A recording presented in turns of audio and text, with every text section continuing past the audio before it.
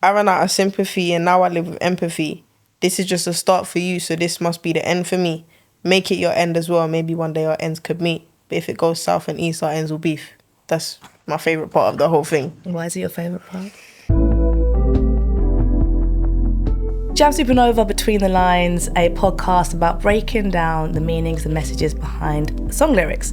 And sitting with me right now on our lovely couch, we have got Cristale. Welcome to the show. Thanks for having me. Pleasure. I always like to, some of the artists that we have on, the sort of like lines of familiarity vary, and I really wanted to make sure that I had like a diverse cast of guests. And for me, it's all about kind of like, I love researching. And I love basically finding an artist, being like, I heard Rodents and I was like, right, I think Cristale would be a wicked guest. And then your PR reached out, then it all kind of aligned itself. But then I spent like the last 48 hours like living in your life. I've been on your Instagram, I've been on your TikTok, I've read every single article about you. And what have you found? What have I found? You know what? You're a formidable woman. What does that You're a woman mean? of so many surprises. Formidable. I'm going to teach that word. Yeah, take it. It's yours. I think that you're like so multifaceted and so layered. Thank you. And I'd only before just listened to your music, and actually it was the Maryland video that I first saw. And I remember being drawn in because I thought, wow, you look so young. I think it was like... How old was that? When did Maryland come out? I think it was 2021. I was 20. Yeah, 20. So I was like 3 years younger than I am now. Yeah, and obviously you have So a baby full face. of life. So full of life, still full of life. But I guess a lot's changed, right? Barely, just about full of life. Hanging in there. And it's mad that you said that Rodents is what you saw, because even a story behind Rodents is mad. And that comes with the TV show, right? I guess it sort of paired at the right time with the TV show. It's just like the way God aligned everything. It was just like, okay, cool. I got the email come straight to my emails like, oh, we want you to, first time, never acted before in my life. We want you to audition for a role in the kitchen. And then the same people from the kitchen were obviously involved in Top Boy, like kind of like with Kane and Ashley and everything like that. And then when they was putting together the music, they asked the music team to reach out based off of, I think, the Who's Got Bars that I did or something like that. And then came through, did that. They asked me to do the song. I was like, okay, about what? They gave me the brief. Now I live in this world and I don't know too much about what's going on, but it still allude to certain things because obviously in real life I know what's going on. Yeah. And then I started in my room. Like, I made a loop on my computer and started it and wrote the whole song with one sound playing the whole 3 minutes. And then went into the studio with my producer friend, Cross. Shout out, Cross cut it. And then he finished the beat for me. And then we recorded it and then gave it to them. And then it was like, oh, can you try something else? I was like, huh?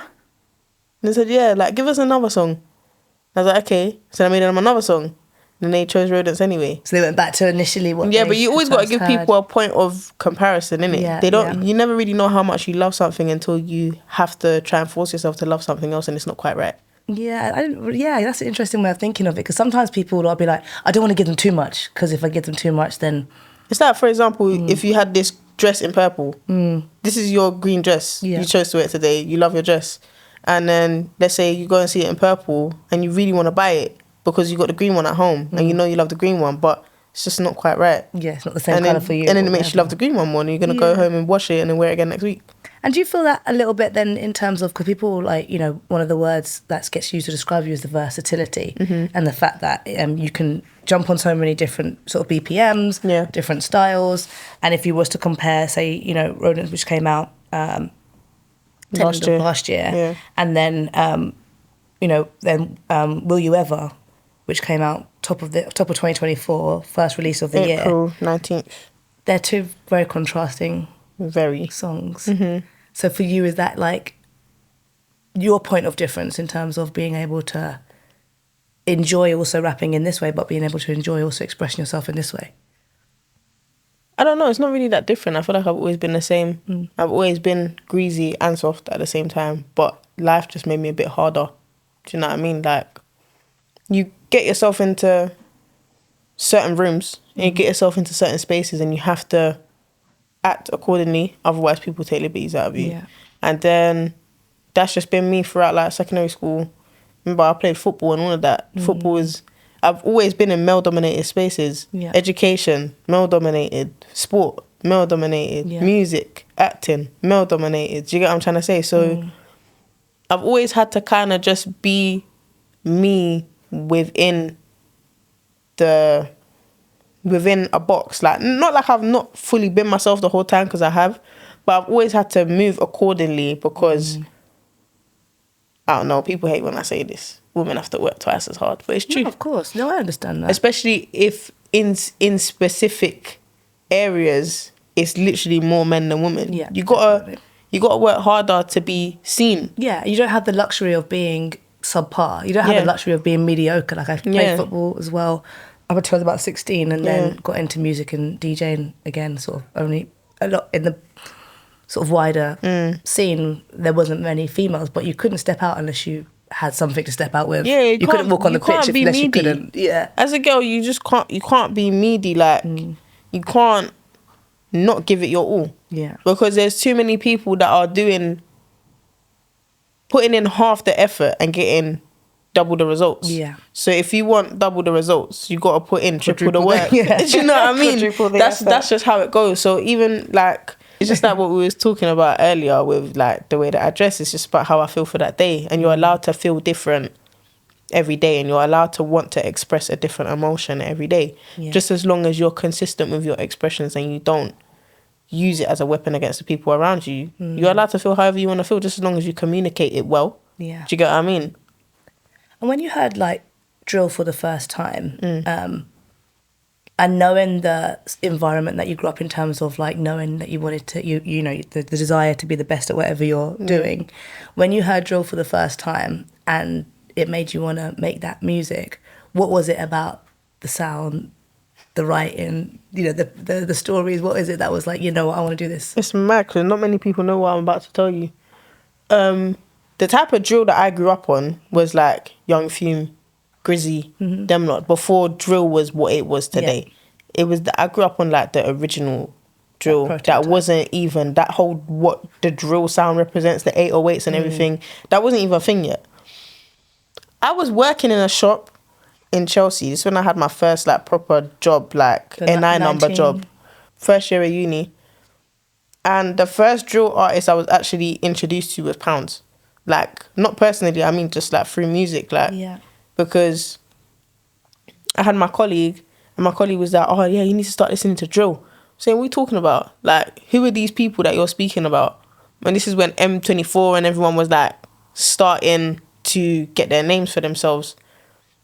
So obviously Pounds had Up Foot that came out, and then the first drill song, quote unquote, we won't even call it drill, to me it's like nothing to what I can do now.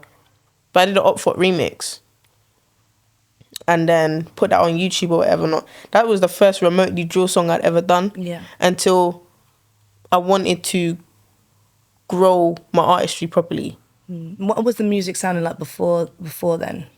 It's straight poetry. Yeah. Straight poetry and straight rapping. Like, my favourite album is The Miseducation of Lauryn Hill. So you can imagine when I'm telling you what the music sounded like before, that was it. Yeah. I had to literally, and this is what many people don't understand, like when people say like, oh yeah, Chris is the sickest and all of this, it's work I've learned. I've had to train myself. Like, people say like, oh, if you have to go out of, if it doesn't come naturally, then you forced it. But I've had to teach myself to the point where now it just comes natural. Yeah. It's a skill. Yeah. Rapping is a skill. Making music is a skill. It's not just God-given talent. God-given talent is being able to sing. Do you get what I'm trying to say? Obviously, God-given talent that I can rhyme and these different types of things, but you have to learn how to be an artist. It's a mindset. Yeah. You have to want to learn. Even wanting to learn is a skill. Well, I mean, that's the first building block, isn't it? Because some people be like, well, the want to learn feels like a mountain, and that's kind of why they don't start. Which is, you know, I can understand that. Yeah. The feeling is like, you know, some things I'm like, I'd never be able to learn that. But if I really wanted to, I could, you know. Yeah. So you're like, I'm doing poetry, and I read it was like Grand Slam poetry. Yeah, slam poetry. The first slam poetry competition I entered, I won in year 7 against the whole school. Wow. And that was the first one that the school had. Yeah. With a poem called What It's Like to Be Young, hence the EP title. Yeah. Because that was my first poem that I won with, and this is my first EP. This is a full circle moment. Yeah. What was it like? Give me like the first 2 lines of it. You're young, issues in school. You tell your parents and they say, they've been there, done that, wore the t-shirt. That's it, I can't remember past that. Yeah. And then I remember I was wearing a t-shirt that, the only way it's Essex was popping at the time. So, and me and mum used to watch that show religiously, like we loved it. So that whole shut up, like when they used to say shut up. So I wrote that on the back of I drew that on the back of a white t-shirt. Mum went to H&M, picked up the white t-shirt, went to Cowlin and Wilco, got a pink and a black t-shirt marker. Do you get what I mean? So we've still got the t-shirt at home because we've washed it and it just won't come off. Yeah. And there was a line in the poem that said shut up, and then I remember everyone just started laughing because everyone got it because we all watched The Only Way is Essex. Do you get what I mean? Yeah. So yeah, like with the whole poetry thing and stuff like that, like, that's where I started from. And poetry, music, I think if I'm correct, rap stands for rhythm and poetry or something like that. Or is it R&B that's rhythm and blues? I can't fully remember. I think don't scrutinise me. I haven't learned everything. Do you know what I mean? But rap could stand for rhythm and poetry. Well, that's what it means to me. Yeah. Rhythm and poetry. And the rhythm obviously comes from melodies and music and stuff like that. I remember when I first tried to rap my first rap by myself and I couldn't do it. But it's something that I wanted to do because my uncle taught me how to rap when I was 3. We wrote my first raps together when I was 3. And then I said the same bars that rap through me being in secondary school. And then I wanted to write something else. I said, I realised that when I'm in secondary school now, people are able to have longer conversations and stuff like that. I can't say the same set of bars to you twice because you're not going to be impressed by the third time. Yeah. So I'm like, let me try and write something else. Didn't work at all until my English teacher introduced this thing called poetry to me. And for some reason, with the absence of a beat, it just felt so much more freeing and I was able to get my words out. And I don't know if it's a neurodiverse thing. I've never been tested for anything. So I don't know if I have anything. But through explaining it to people, that's what they've labelled it as. Yeah. They said that the absence of noise, if that allows my brain to work a lot more, then it's something. Do you get what I mean? But either way, whether it is or it isn't, don't matter. It's a gift from God. So. And did you find them, being introduced to poetry at quite a formative age, did you then look into other poets that you felt kind of spoke to you, or was it quite a singular expression? Yeah, so I went based off of what my English teacher showed us in the lessons. So that's Nigo True, Solly Breaks, Santan Dave, before he was Dave. Wow. Santan Dave and George the Poet. Wow. George the Poet is my favourite. Who's your teacher? Mr. Morrissey. Big up Mr. Morrissey, man. Big up Mr. Morrissey. Yeah, he introduced us to a lot of them and then... very contemporary. Yeah. Sully, George, like very much like... it's not too many worlds apart. It's not like William Blake or like, I don't know, something like that. It feels like it could be like, okay, I can... Yeah. And then it's mad because through understanding the way that the words work, and it was just inspiring to see black people speak like that. Yeah. I never knew that could be a thing. Do you get what I mean? And then when it was time for me to learn Shakespeare, it was a lot easier for me because it's not that far. It's not that different. And even though he was writing plays, it was still poetry to me. Do you get what I'm trying to say? The way the words work together. And I had a little issue with words when I was growing up because whenever they used to ask me to read out loud in school, I used to literally just stutter all over the place. And then I found when I started writing my own stories and having to read them in class, or write my poems and read them in class or read them to the school, I never had a stutter. And I realised, okay, cool. If I know what I've written, I don't know what exact word is coming next, but I know the context of the whole situation. It's not random. I've already made it up in my head. So I'm not afraid of what's coming next. Do you get what I'm trying to say? The next couple of words don't intimidate me. But if someone else has written it and I have to read it, I don't know what's coming next. So then my brain works faster than my mouth. And then I start stuttering because I'm trying to guess, but I didn't write it. Yeah. So I can't guess. Do you get what I mean? Yeah.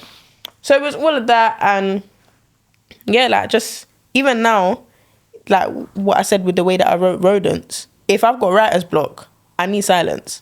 Or I need to make something from scratch. I'm not a producer. I'll never label myself as that. What I know producers to be and what I am are two completely different ends of the spectrum. A producer is like a master of making instrumentation. I am like so like novice. Like, do you know what I mean? Like For now. for now, God willing, hopefully I can become like a master in that field or whatever. No, but I just know how to find a sound that I like and then put words to it. Yeah. So you can and that allows you to be able to work on your own, to pick things off. Yeah. And is that then how, Will You Ever started? Was it a solitary place in your bedroom, or was it in the studio? It was in the studio. Okay. I never used to write in the studio.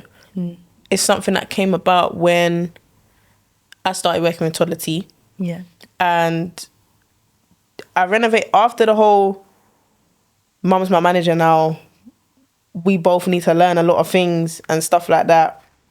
I renovated my bedroom, got a new wardrobe, everything. It was a whole process, like, and then I got my first sliding doors wardrobe. One side is frosted glass, the other side is mirrors. And then I put on Alicia Keys' You Don't Know My Name instrumental. Took a whiteboard pen and started writing the lyrics that was coming into my head on the wardrobe. Wow. And then I said, I've actually got a whiteboard in my room. Never had this before. This is cool. And this is like the wardrobe that you just bought. That I just bought. I tested it first, a little dot. It comes off. And it comes off. I was like, okay. So now I've got a whiteboard. And then that's when I first realised that I now have a new method of writing music that makes it a lot easier for me. And why is it that the pen going like that, so you're sort of like, vertically going across like that, versus hunched over writing in a notepad like that? What was freeing about, because I've then heard that, I know Toddler well, and you've been on his podcast as well, but then he was like, bring the whiteboard to the studio. So what is it about the writing like that allows your brain to get into a flow state? I studied A-level art, and I just feel like art is one of my original one true loves as well. I don't draw as much anymore, but that was when I was studying that. I was studying art way before I was studying music. Do you get me? I'm a student of music right now. Even though I have no set teacher, I'm a student of music. I was a student of art and I always have been. So I just feel like it was a way for the words to connect directly to my heart. Do you get what I'm trying to say? And it was just easier for me to get it straight out because it just comes out my hand. Out the hand. Do you get what I mean? Yeah, in front of you. In front of me, and I can write it however way I want to, and it's not permanent. Yeah. I was watching a TikTok yesterday about a guy. He literally just popped up on my For You page and he draws in dots. He doesn't use lines. And then he said something that just resonated with me so much. He said, because lines are too permanent. And then you have to stay within the lines. But when you use dots, you can make as many mistakes as you want. Just like me and the whiteboard. If I want to rub something out, I can rub something out and not rub out anything else. Yeah. Do you get what I mean? So that's like a refining process Exactly. as well. And then Toddler got he just, the whole whiteboard thing went over his head and he heard me say mirror and I write on my mirror. So he got me like a mirrored sheet that he keeps there. No one else uses it except for me. No matter how long I don't go back to that studio for, no one touches that little piece of mirror that is literally yay wide and yay literally just stuck on the inside of his cupboard. And he got that for me. And every time I go there, I use it. And I remember the first song I wrote using that whiteboard on that he ordered.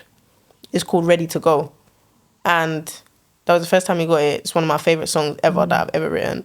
And now, shout out Ruby. I remember I had my first session with the producers of Will You Ever, called People Make the World Go Round. And we was in a studio and Ruby was like, oh, Chris, what do you need? Da-da-da-da. And I was feeling like anxious because it was the first session with these guys. And I got into that session because I had been like, I felt musically stuck. So I needed inspiration. So then like I got a playlist of someone else's music and then heard Get's Purple Skies. And I was like, there's something about this beat that is speaking to me. Sent them to Ruby. I was like, who are they? Where are they? Who made this? She found them. got into the session, asked me what I needed. I said, I think I need a whiteboard. She went to Ryman's, picked up the whiteboard, the pens, and an eraser. Yeah, you gotta love Ryman's. Got everything you need. Literally, picked it up, brought it to me, and I wrote, to this day, it's still, when was that, November last year? It's still one of the best songs that I've ever written in my life. It's called You and I. I'll play it for you lot after. But love to hear it. It's the way that, I don't even know how to describe it. And I know it's not just the whiteboard, it's the guys as well. People make the world go round. Obviously, you heard Will You Ever. The way that they allow me to access certain parts of my musicality that I'm just not able to do. Toddler does it for me. TSB does it for me. And People Make the World Go Round it. Yeah. Because they are artists within themselves. It's not just drag and drop with them. They're trying to find sounds for me. Do you get what I mean? Sounds that I like, and they understand the language that I'm talking, even when I'm not making sense. Do you get me? They know where you're heading, yeah. Exactly. That collaborative process. So yeah, writing Will You Ever was in the studio with People Make the World Go Round. Off of that long journey of realising that I need a whiteboard in the studio, had the whiteboard in the studio, I wrote it. So we'll jump into the first verse. It's sorry that I haven't checked in. I'm focused on the next win. The way you live in my head, it's like you're renting. My accolades are due the first of every month, just like your rent is. I love the wordplay around, the idea of rent, and who owes rent and who pays for rent. Is exercising wordplay as a sort of technicality skill within songwriting something that excites you, the way you can take meanings and sort of distort them and stretch them? It is, and again, it's just a gift. Like, I have to keep my mind as free as I can, because when I do, the best ideas come out. I can think like a normal person, and then I don't think like a normal person. Do you get what I'm trying to say? Like, I can think in a way that I know that, and speak in a way that I know you're going to understand me, or I can say something completely different and have to explain myself. But it's the beauty in the fact that it's the teaching and learning. Do you get what I'm trying to say? So whenever I say something and I think it's basic, I'll either leave it or say it, flip it around and say it completely different. But I just go based off of the fact that as long as I can understand, that's what that matters. Because it's my emotions at the end of the day. If I can get them out in a way for me to still be able to understand it, then it works. And what's the impact of it then? Because in the impact of scrambling it a little bit, because... I like that word. Yeah, for me, like, when I read it, I'm like, I feel like, oh my God, like, cool, this is it brings it to life for me. The idea of, we all know what it's like for somebody to live rent-free in your head, and you not want them to be there, and wanting them to get them out. So, what's the impact for you when you think of, like, the delivery and the scrambling, the impact for the listener? I just feel like there's an essence of music that's gone, where it's the puzzles and the riddles. Everything's too accessible for us all right now as humans. Like, if I want to order a TV right now to hear, I can order it on my phone and it will come by tomorrow. If not sooner. Or if not by tonight. Do you get what I'm trying to say? We have to work hard in life, because it's hard as humans to just get up sometimes and just go about your day. But to get things, you can just get things. I could go on the street. If I want a burger, I can go and get a burger right now. But what about if I want a specific burger? Or let's not say burger, let's say seafood boil. I want a seafood boil. I can order it right now. But what if I want to eat from Wild Crab in Paris? Do you get what I mean? It's harder to get there. I got to book but I can still get there. I can go there tonight. I can book my ticket, the Eurostar, go to Wild Crab before it even closes tonight. Do you get what I mean? There's a lot that's too accessible, and I feel like with art is supposed to be understood, but it's not supposed to be easy, because life isn't easy. Do you get what I'm trying to say? And I take that from, I think, my understanding of the Bible. It's not easy to understand everything in the Bible. It's not easy to understand everything in art. Wow. Do you get what I mean? And being able to make art is a gift from God. So it's all together. Definitely. Do you get what I mean? Yeah. But And that's what that's kind of what this podcast is about, we're working, and I'm thinking about when I stopped becoming an active listener. Yeah. When did I stop listening to the words? When did I stop remembering lyrics? So that's why I love doing this. And then I like to know, like, obviously the theme of the song, like, how personal is it? Is this a conversation? Because in my head, what I got from it was like that you're saying you're in a relationship, you've outgrown this person, or you're starting to outgrow this person. As the song sort of moves, we sort of start with the apologies, because I've been focusing on me, and kind of a little bit apologetic for being indulgent in your ambitions, and then as the song moves, it's kind of like then you're more apologetic. Then you're kind of actually more coming to a middle point of being like, well, actually, but you've outgrown me, and by the end, it's kind of like, off you go. I'm letting you free, like kind of like Wolfgang, don't look back kind of thing. Go and sort yourself out. But is this a conversation that you have had or were able to have? The whole song is like a giant backhanded compliment, and it's representative of my ability to be toxic in some situations, and it's not all just about romantic love. It's about friendship, and it's about family as well. And it's about my relationship with myself, and it's about my relationship with God.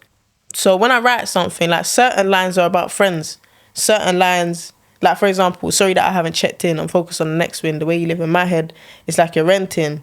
This is me talking about my friends. Like I think about my friends every single day, and some of them cuss me. You didn't call me, you didn't text me back, you didn't da-da-da-da. And it's just like, I'm so sorry. I saw the message come up and I replied to it in my head. Oh, man. Because you live in my head, rent free. Do you get what I'm trying to say? But it's still like you're renting. Is when someone lives in your head like they're renting, it's worse than rent free. Because when it's rent free, it's like that person's a bother. Do you get what I mean? It's like a squatter. You're not living in my head like a squatter. You actually belong there. You belong in my head and you belong in my heart. Do you get what I'm trying to say? But I still can't tend to you right now. I'm your landlord and I'm not picking up the phone. Do you get what I mean? That's what that bit's about. And then the whole, when you go into the hook and it's like, will you ever let me go? That's where it's like, it goes back and forth between my relationships with my friends and my family and my relationship with my boyfriend. Because I understand like and he understands as well, there's certain places that I'm going to go that he's got to let me go, that he might not be able to come with me. Like, for example, premieres. If they give me a +1, it's me and my mum. Will he let me go? Of course he's going to let me go. But he can't come with me. Do you get what I mean? If I have to go on tour, he's got a job. He's got his side hustle. He might not be able to come with me. Work is just working right now. Do you get what I'm trying to say? So it's just about letting me go mentally or physically and not letting me go in the metaphysical. Because one thing, you know, no one can hold you hostage. It's one thing to let you go physically, but it's actually worse if someone doesn't mentally let you go. Exactly, because then that's where manipulation comes in. You come back to. Because then it's just like, you've let me go physically, but like, this is not what the situation is. But let's put two people in a situation. There's a person in a relationship, two people in a relationship. The person lets them go physically, but then mentally and emotionally, they haven't let them go. They haven't understood, she's working or he's working. Let me not phone your phone 24/7. Let me not text you. Let me not emotionally manipulate you into believing that something's going on at home while you're away. Do you get what I'm trying to say? So there's that whole concept of it. Will you be understanding to what I need, just like how I'm understanding to what you need, and then dip that back into friendships? Will you be understanding of the fact that I'm working and I'm here for you, but I might not be able to be here for you how you need me? Exactly. I haven't been. I got another bar that says, I haven't been the me you need me to be in a minute. That's not in that song, but like, people need you to be a specific version of yourself for them, and sometimes you just can't be that. Do you get what I mean? And on the outside, you know, if I was to read your bio, or if I was to scroll through your Instagram, you know, in the last 4 years, it just looks like win, you know, in all the different sort of facets, you know, from working with brands to your music popping to being on the screen and being versatile in that way. But does it feel like that to you? Do you feel like, because then, you know, that win, and then, because that can also be detrimental to relationships as well, because they think they're not, like you said, you know, be sympathetic to how I'm feeling, to my stressing. Especially because I don't take breaks like that. And then when I don't take breaks, that means I don't find time for the people that love me. Is that what you said? Do I see it like that? Do I see it as a constant win? No, because I'm always focused on the next one. When I've just won, I'm already 2 wins ahead with the things that I need to accomplish. Do you get what I'm trying to say? I'm trying to acknowledge my successes, but I've always been like that. You can't ask my mum. When I got my GCSEs back, you think about the A-levels? I was really thinking about my A-levels. When I got my A-levels back, I was thinking about my degree. Wow. When I got my degree, I was thinking about, I submitted my last uni assignment in the chair getting my makeup done for the kitchen. Do you get what I'm trying to say? I was doing the kitchen at the time. Been through it, yeah. Exactly. So it's just like, yeah. I love that was the bit about I struggle to communicate, so hopefully my friends can see my stresses and my symphonies. Yeah. And that's kind of supporting you through the that's a double entendre. That's actually one of the lines. Well, I love a double entendre. It's not and, it's in. The stress is in my symphonies. So if I'm describing myself as an artist and a musician, and I say that, I'm not only a symphony is more something that you see in an opera. Yeah. It's dramatic. Do you get what I mean? And my friends and the people that love me say that I'm one of the most dramatic people that you ever meet.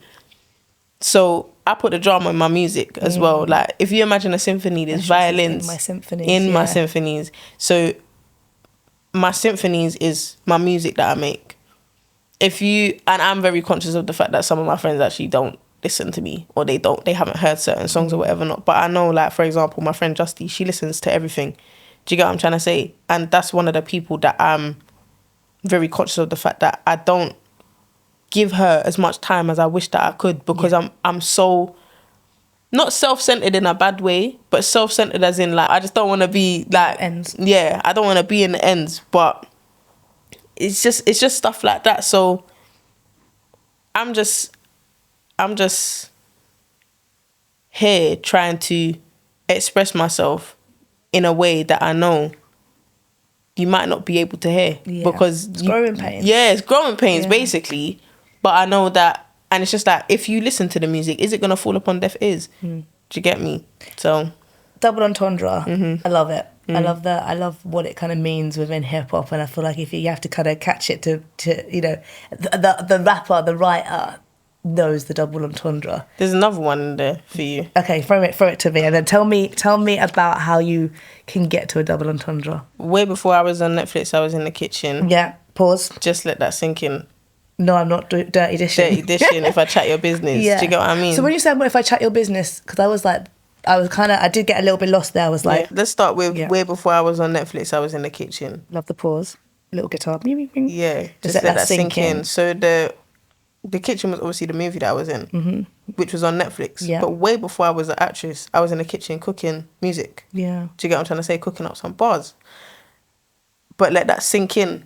Do you get what I'm trying to say? I don't know if that's a pun or whatever that is. And then you go on to the whole theme of being in the kitchen. I'm not dirty dishing if I chat your business. No, it's like gossip. Yeah. Is what I'm referring to. I'm not gossiping if I speak to... The whole basis of it is like, you can say that you're gossiping. But me, there's only one person that I really tell everything to. That's my mum. Yeah. But in this instance, I might not even be referencing my mum. I'm talking about God. Do you get me? If I need advice from... If God brings someone to me that needs advice from me, I can't give you advice without wisdom. You pray on it. Yeah. So I've got to pray on it. And that's me chatting your business. But obviously you've spoken it out, God can hear you anyway. You're chatting your own business, but I'm not dirty dishing if I chat your business. That just means I've got you, because I'm praying for you. Yeah. Do you get what I mean? Yeah. So yeah. That's brilliant. And I love some of the scientific references. So we're talking about bread. I'm trying to make that starchy bread, that amylopectin. Yeah. Definitely had to Google that. Amylopectin is obviously a starch, isn't it? How would one know? Like I studied A-level biology. Okay. But obviously I'm not a... what's it called? A scientist. Yeah. But there were certain parts of it, like me. This is one thing, I got sympathy for the kids that are in the school system right now. When I was in school, the grades were getting worse and worse. And I'm a very... collectively. Yeah. School grades coming down. Yeah. And just school, like across schools as well. I'm a learner. And I retain information very well. If I'm putting all the information that I have into a test paper and you're telling me that I'm still getting things wrong, then it's not the information. I just don't know how to take their test. Yeah. And I feel like that's a lot of the problems with a lot of the kids now. They don't know how to take the test. And that's not actually... you being able to take the test is not what's going to serve you later on in life. Exactly. I literally just been reading about this last night and thinking about, got a child thinking about the school system and how basically it's like, you know, hampering imagination by all of these tests and basically like skewering the curriculum just so you can get this test right, this one specific test in this one specific way. They just want you to be a number. That's it. But you enjoyed science. You remembered. Like, there's words of it that you remember. There's things of it that you remember that you're able to put into your words. But I don't remember the test. Yeah. Do you get me? So it's one or the other. You pick and choose. Do you want the knowledge or do you want the results? Yeah. Do you get what I'm trying to say? But it's about longevity. The knowledge that you have will give you results long term. Yeah. So if I was to, in a couple of years' time, have a child, God willing, and my child is studying biology in school, like 10, 20 years down the line, I'm like, oh yeah, amylopectin. Come, let's make bread. I'll show you how to do the reaction. But in the test, I won't be able to answer the test for you. So you pick or choose. It's either knowledge or you just get everything right. Yeah. But getting everything right now doesn't mean you've gotten it right in life. Of course. Do you get what I mean? Knowledge can come in and go, but it's for the things that stay. And you kind of touch on, there's a really beautiful, I think, moment of poetry and science which comes together. You've taken all I've given. In my light, you're swimming. Pure refraction, I'm a prism. Physics, I think that one is. With the science, the physics of that, yeah. I remember specifically when I was writing that bar, there was an image that popped into my head. I'm a visual learner. So even when I was doing my GCSEs and my A-levels and stuff, I used to do a lot of diagrams that I could understand and revision posters. My mum will be able to tell you, I had revision posters as my wallpaper in my bedroom. Same. Like, when I say everywhere was covered. Biology, English, maths, everything. Yeah. Everything was covered. Yeah. So there was a specific one that I remember learning. I think it was in year 8 or year 9. I was in Mr. Murray's class. And he was teaching us about refraction. And there was like a diagram of a prism and a rainbow going in and bending the other way. Do you get what I'm trying to say? It's about light being able to bend or something like that. I can't even fully remember in this moment, but when I need to access it, it's there. Yeah.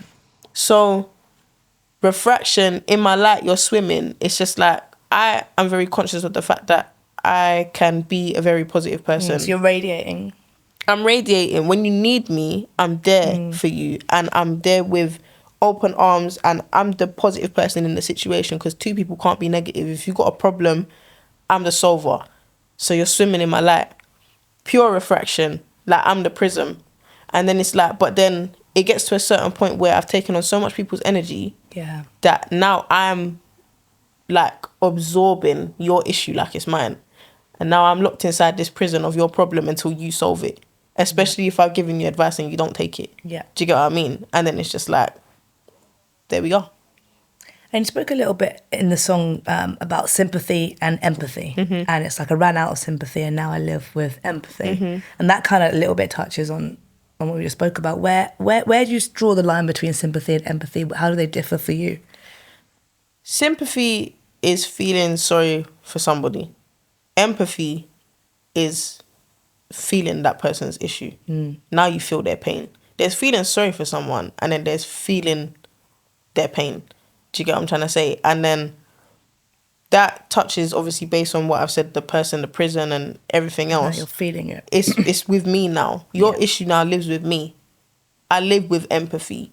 Like, empathy is everything that I feel for you about your problem. I can no longer feel sorry for you because now it's my issue as well. That's how deeply I care for you. Do you get what I mean? So this whole song is just basically a love letter to all the people that I love, saying, I'm sorry for not being there. This is how I feel and I still love you. But if it hurts you that bad, then maybe you should just let me go. But don't really, because I don't really want you to. Yeah. Do you know what I mean? Yeah. Yeah. Do you feel we've lost empathy? When you think about like, your mum's here in this room, your dad's been a big part of your career. It feels like you've got such this, really powerful family structure around you that have like nurtured you to be exactly whatever you want to be. Whether it's football or art or music, like you feel like you've just got this like this foundation. Foundation. And when you where you grew up and like looking outside of that, maybe not everybody would have had that foundation. So I was thinking about when I used to work in behind the scenes in One Extra, we used to always have to explain why we've left certain lyrics in, and a lot of it would be about social commentary. And when drill music started coming, so that was more from like rap, but then when drill music started coming in, some people found it harder to use the term social commentary, but to me it's still social commentary. And I just wonder, when we think about the environments that people have grown up in that are different to us, do people lack empathy in understanding why people do what they do. Yeah.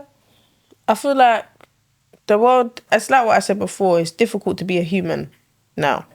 And I mean like that in the most broadest like way. It's difficult to be a human because sometimes you just don't want to get up and go to work.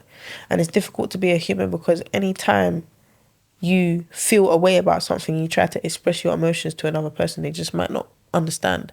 So it's hard for you to continue to have that form of empathy for yourself because people just want to be understood. I just want to be understood. It's hard for me to have empathy sometimes because I just want to be understood, but people don't want to understand me because they can't understand themselves. So it's just an endless loop. And how do you fix that? Do you get what I'm saying? How do you fix broken people? It's a mystery. Do you get what I'm trying to say? It's and you can't. J. Cole said, "You can't save her. She don't want to be saved." So if you don't want to save yourself, or if people don't want to save themselves, they can't save you. And then that's for you to now turn around and be like, oh, every time I go to this person with a problem, they make me feel worse about myself. They make me feel like my feelings are invalid. So then you just have to not internalize it, but you have to grow through it by yourself because people at the end of the day are there by choice. They're not living your life for you. You're living your life for yourself. So, yeah, I do genuinely feel like empathy as a whole, empathy, fear, everything, it's just like the whole trajectory of what the words mean have just flipped. People think that empathy is like if somebody dies, you go to their funeral. But where's the actual pain that you're feeling? Everyone's ignoring actual pain and just like trying to hurt others rather than understanding why they're in pain. Do you get what I'm trying to say? Yeah. And that goes very much back to what you said. If you don't have empathy for yourself, then how could you have it? Or if you can't acknowledge the empathy for yourself, how could you have it for somebody else? Literally. So will you ever let me go to a place where you know you can't come with me? I know that you enjoy my company, but stunting your growth isn't fun for me. It isn't fun. Isn't fun? Yeah. Yeah, it isn't fun. And while we look up at the starry night, will you wait to see the sun with me? I really enjoy that bit. Thanks. You should learn to walk before you run for me. Oh, I know you are the one for me. Are you the one?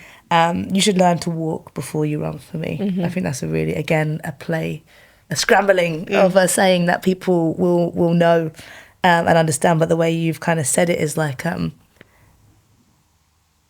think if someone really said that to you, like in a conversation or two, you know, if you were able to say it to somebody, I think it would really throw somebody. Yeah. Because it's a really personal and direct thing to say. Yeah.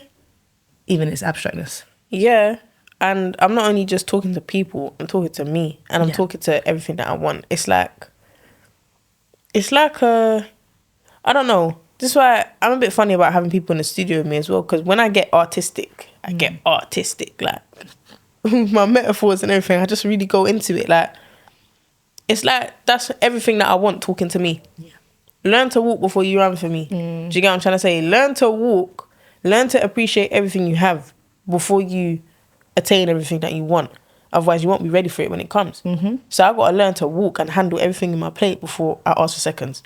Do you get what I mean? Yeah. And that's the same way with people that are in my life. With that whole back and forth of, sorry, I haven't checked in. It's been a long minute. I still love you, whatever. But if this hurts you, you should really let me go.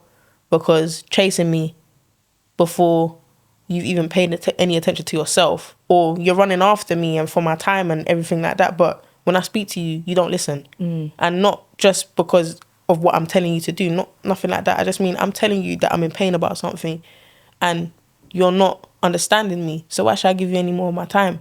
Do you get what I mean? You got to keep people at arm's length if they're not fulfilling you in the way that you need. It's love languages, isn't it? Yeah. And some people can change to it and change behavior and understand, just like how I need to. Like, I don't love everyone correctly, I know that, but I'm willing to grow and change and learn. But if people can't give you the same respect, then it's just like, you still got to treat people with the same energy and still like want to treat them how you want to be treated. But you got to take time with yourself because it's a bit draining pouring out your cup is being full. Your cup's not being full, but you're continuously pouring out. So yeah. So you've taken, I mean, there's so much in this song, like so much, like, you know, like you said, the layers of like me being sort of simple-minded, thinking it's a one-way street with a relationship, but actually thinking about how it relates to you. And I really, that you should learn to walk before you run for me, like thinking about like when I first started out my career and wanting everything so badly, and I was like, without kind of looking at what I have. And then even now I always have to constantly like check in and be like, no, but is this actually what I want? Or am I good with this? Am I happy with this? Do I enjoy this? Do I want more? Do I want to be doing more? Do I want it? Or do I want to be doing something else? And it's like constantly thinking about the idea of what's on your plate. When you focus on what's on your plate, focusing on your wants turns into focusing on your needs. Do you get me? When you actually rationalize the things that you have in front of you and just cut down your desires, and we all want everything. I want a Rolls Royce. You want a Rolls Royce. Do you get what I'm trying to say? Everybody wants I want a big mansion. I want like 10 houses and 10 cars and 15 Rolexes and stuff like that. But right now, do I need that? No. What do I need? I need momentum with music. I need peace of mind. I need a space where I can create music freely. Do you get me? I don't need a Rolls Royce right now. Yeah. I need sustainability. A Rolls Royce right now, parking up where I am, don't make no sense. Do you know what I mean? Do you get what I mean? Just imagine it. So it's just like, that's a giant like form of juxtaposition. So it's just literally focusing on, is that what you said? Like, we all want stuff. But when you concentrate and you just align with yourself, like the things that God wants for you, you understand what you need. Yeah. Do you get what I'm trying to say? And then it's just easier for you to get what you need, which in the end result was more fulfilling and better than what you wanted. Of course. Do you get what I mean? Yeah. I feel like the universe, God, you know, whatever your faith, it only gives you what you can handle. Yeah, that's the bottom line. So I feel like you're quite like a self-therapizing person. You can self-regulate. You can self-care. And talk yourself into or out of what you're feeling.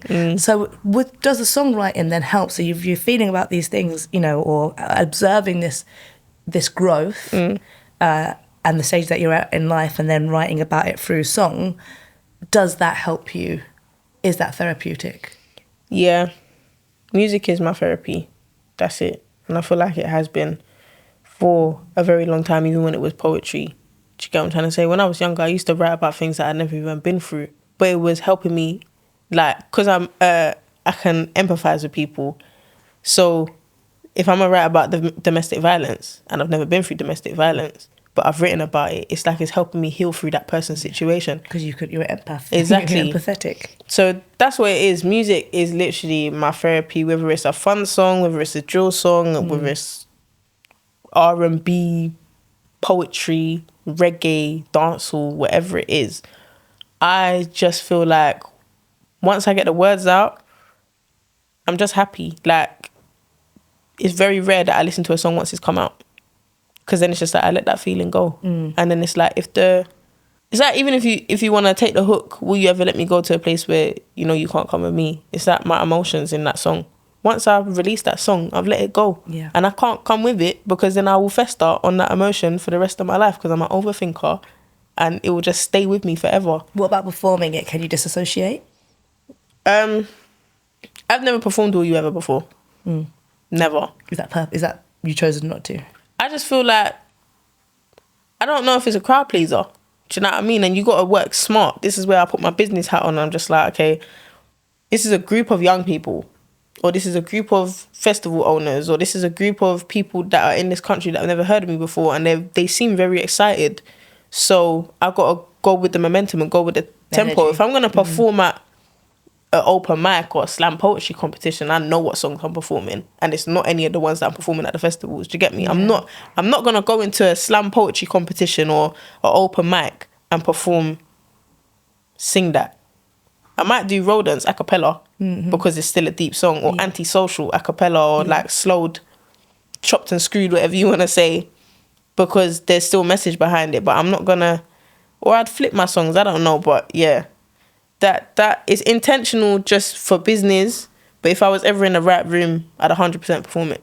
I think it'd be your headline show. It would be, your headline show, intimate setting. Even that, I don't know, because if I check my statistics of people that listen to my music on Spotify, as I said before, the range is very wide.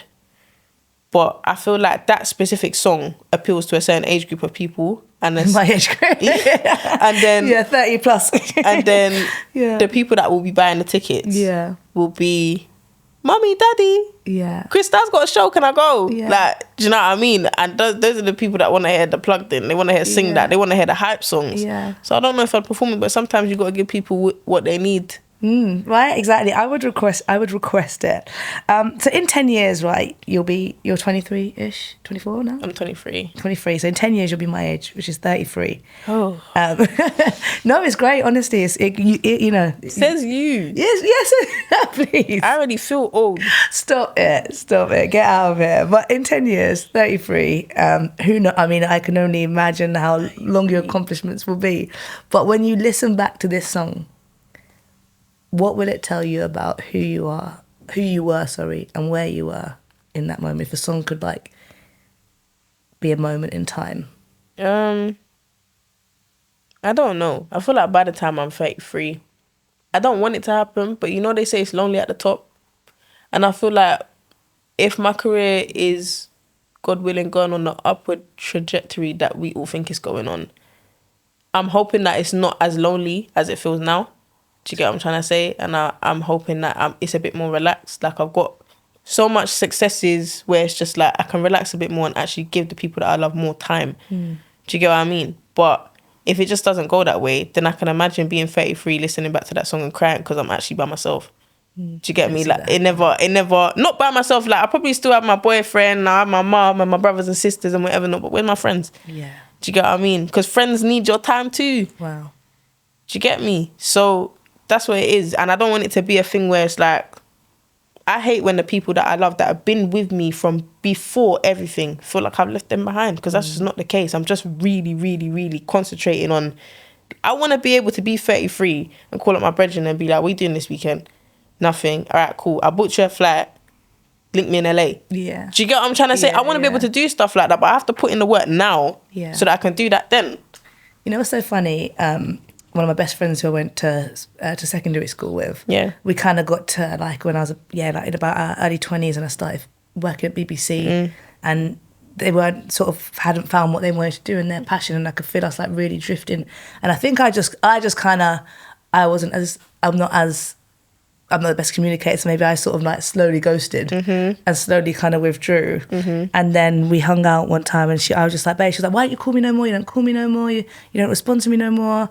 And I was like, I just think we've outgrown it. Like, maybe we've just outgrown each other. And then she was like, that's not going to happen. She's like, that can't happen. I'm sorry. I'm not going to let you outgrow me. I'm coming with you and we'll be friends forever. I don't care if I don't see you for 6 months. I don't care if I don't see you for a year. That's the type of friend I am. I'm always your friend. That's the type of person that I am. Like, and I feel like from an outsider's perspective, like being somebody that knows me, it might feel like I'm so busy, there's no way that she's going to pick up the phone right now. And then I've got some friends that don't business what I'm doing. They're phoning my phone. Don't care how long it's been. But I'm that type of friend. I don't care how long it's been. I could have been gone, not been in the country for about 3 years.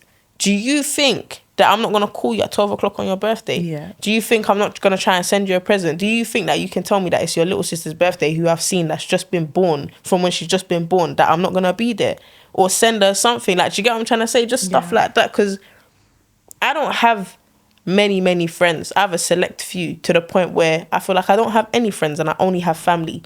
So when it's just like, it gets to that point, that's why I said I'm that type of friend. Like, you can't tell me that I've outgrown you or that you've outgrown me. If that's how you feel, I'm never the type to cling on to something that it's time to let go. Do you get me? I feel like when people come out of your life or come into your life, it's for a reason or for a season. Do you get what I'm trying to say? People have different things and different journeys to go on so that they can meet back together at the end. But I'm just like, you can even ask my mum. Like, there's even points where I will over-explain myself just because I'm like, how can you feel like that? Yeah. How can you feel like I think I'm better than you? Yeah. Are you crazy?